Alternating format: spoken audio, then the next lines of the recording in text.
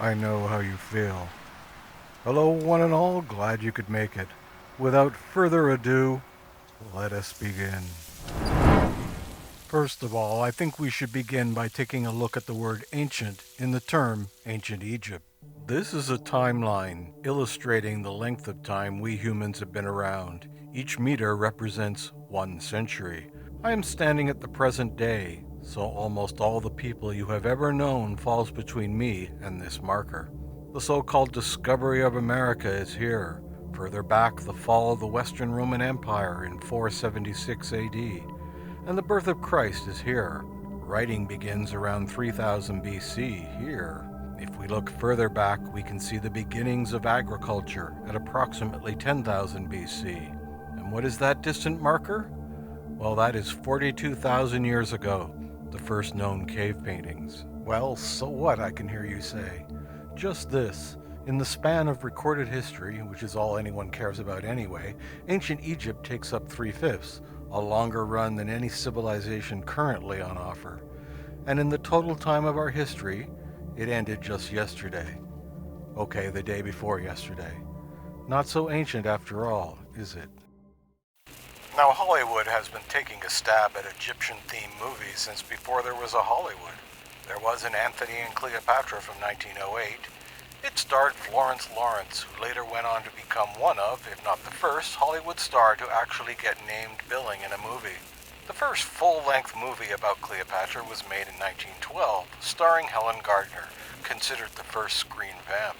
Speaking of vamps, the most tantalizing entry into the genre is now the lost 1917 version of the Cleopatra story with Theda Bara, best known for this often misquoted line in the title role. Unfortunately, though, only a tiny fragment survives. One hopes a print shows up somewhere. But Cleopatra was too good a subject to let go that easy, and who better to point the finger of righteous indignation than the one, the only, Cecil B. DeMille. The thing is, for better or worse, it's the Romans who won the culture war, and their state religion became the dominant religion of the Western world. The empire is still with us. For its followers, other gods make them uncomfortable, especially ones that have been around longer than theirs have. We can't have that. So, using his formula of condemning sin by showing you every bit of it, Cleopatra gets what's coming to her. Caesar has been murdered! Uh-oh, this can't be good. Royal Egypt, Caesar is dead. Bummer. I'm ready for my close-up, Mr. DeMille. Now, to be fair, Cleopatra's reputation is due to the slander of Roman writers, as much to any Christian moralizing. The film itself is more Art Deco than history, but it is worth it if just for the barge scene alone. If you've seen it, you know what I mean. Now, for those paying attention, DeMille did make a silent version of the Ten Commandments in 1923, but we'll get to that topic in a bit.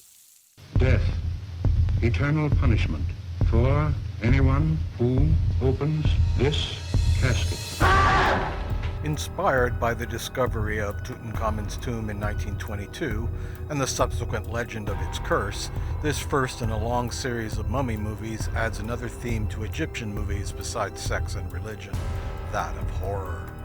A universal picture, it stands alongside Dracula and Frankenstein as a classic of 1930s horror.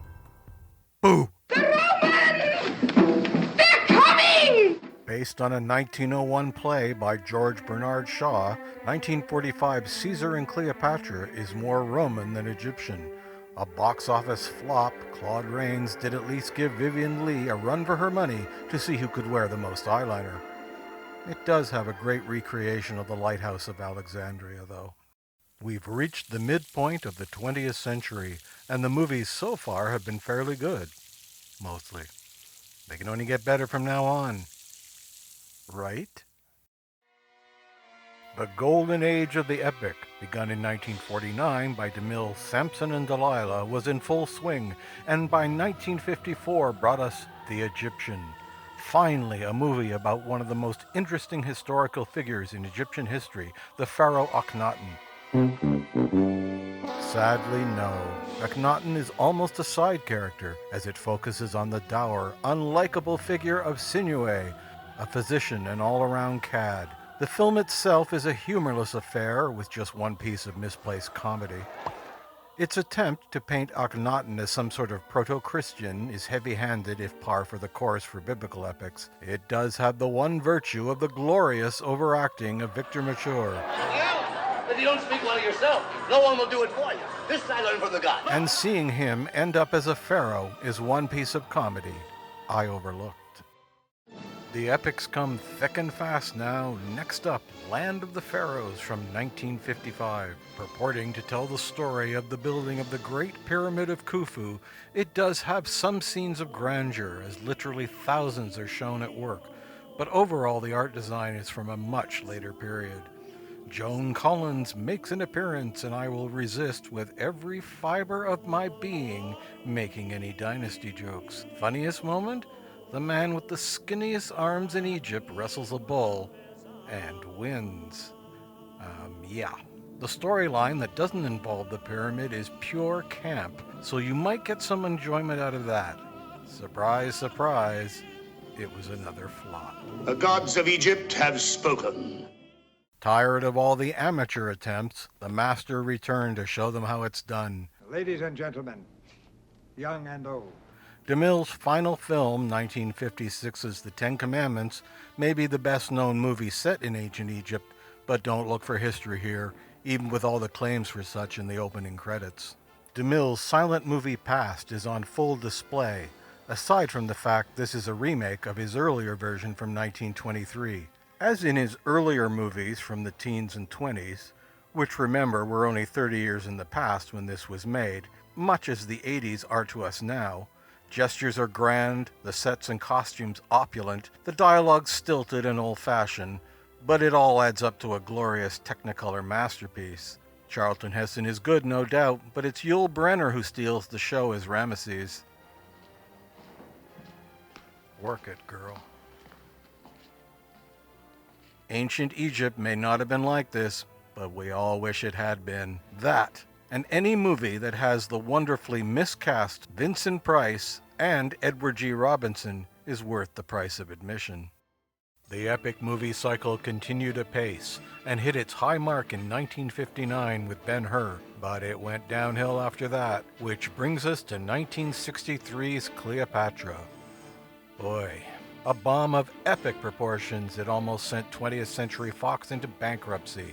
It does have its defenders, I know, and there is an historical film in there somewhere if you dig for it, but much of the film's notoriety at its release centered around the public's interest in the scandalous romance between its leads, Elizabeth Taylor and Richard Burton, the 60s power couple par excellence.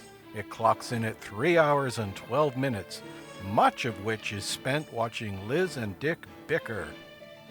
Your turn. It would be wiser, I think, not to disagree in the presence of our officers. Your turn. Your officers. Freeze. This goes on for quite a while. The high point of the film is Cleopatra's entrance into Rome, which is hilariously over the top. Seek out that scene at least. Which brings us to our current era, by which I mean post-Star Wars. The historical epic died out in the mid-60s, and with some exceptions never really returned. The topic of Egypt did pop up briefly for the first time in decades in Raiders of the Lost Ark, but it has been mainly consigned to homages and remakes. Yes, John Turturro, I totally buy you as a pharaoh. Or the ridiculous conspiracy movies of Roland Emmerich. Silly ancient people couldn't possibly build things better than us. Harumph.